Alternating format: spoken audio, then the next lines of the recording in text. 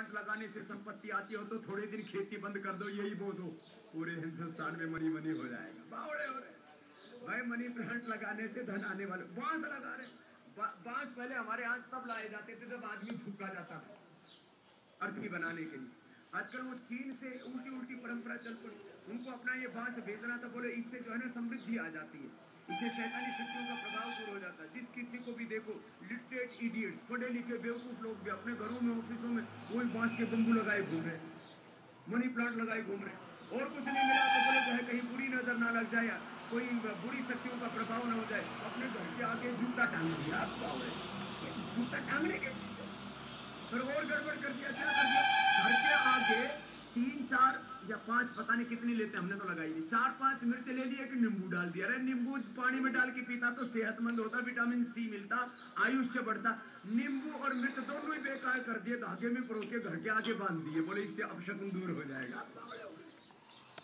गुना मतलब के ऐसे टूट के किसी ने बंदर लगा रखा है घर के साथ, और पता नहीं घोड़े की नाल, और फिर एक भूत प्रेत सा बना करके घर के आगे टांग दे, बुरी नजर वाला तेरा मुंह काला।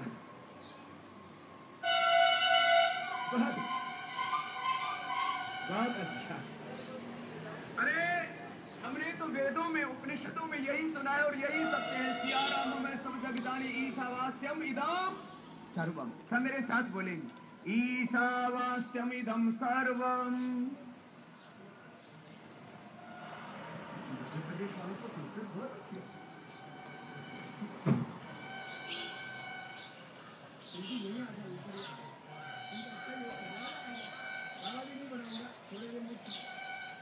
राजनीति कर बाद में संन्यास दिलाऊंगा। हाँ, चौथाश्रम सबका संन्यास ही हुआ करता था। एक बार मुख्यमंत्री जी हमारे मुख्यमंत्री होने से पहले योगी है, इसलिए मैंने इनको मंच पे बुलाया है, अभिनंदन है इनका। देखो, मुख्यमंत्री बनो, मंत्री बनो, गृहस्थ बनो, माँ बनो, पिता बनो, खेती करो, अच्छे किसान बनो, अच्छे व्यापारी बनो, सब कुछ अच्छे तब बनोगे जब पहले योगी बनोगे। जो योगी होता है, जो योगी होगा वो अच्छा मुख्यमंत्री होगा, जो योगी होगा अच्छा नागरिक होगा, जो योगी होगा वो अच्छा किसान होगा, अच्छा जवान होगा, जो योगी होगा वो अच्छा पिता होगा, वो अच्छी माँ होगी, वो अच्छा पुत्र होगा, जो योगी होगा वो अच्छा गुरु होगा, जो योगी होगा वो अच्छा चेला होगा। नहीं तो गुरु लोभी चेला लालची दोनों खेले दाव, भवसागर में डूबते बैठ पत्थर की नाव। बहुत बुरा हाल हो रहा है। इसलिए सबको पहले योगी बनना है। सब मेरे साथ बोलेंगे। क्या बोल रहा था? पहले दूसरा मंत्र बोल ले, गीता का श्लोक, तपस्विभ्योऽधिको योगी ज्ञानिभ्योऽपि मतोऽधिकाः कर्मिभ्यश्चाधिको योगी तस्मात् योगी भव अर्जुन। जोर से बोलेंगे, तस्मात् योगी भव अर्जुन। तस्मात् योगी भव अर्जुन। हे अर्जुन, पहले योगी बन जा। जो योगी होगा वही अच्छा योद्धा होगा। योगी बनो, भोगी नहीं, रोगी नहीं। अरे योगियों की संतान हो, भोगी रोगी क्यों हो गए? भस्त्रिका पहन किया ना, और बोल रहा था क्या, ईशावास्यमिदं सर्वं यत्किंच जगत्यां जगत् तेन त्यक्तेन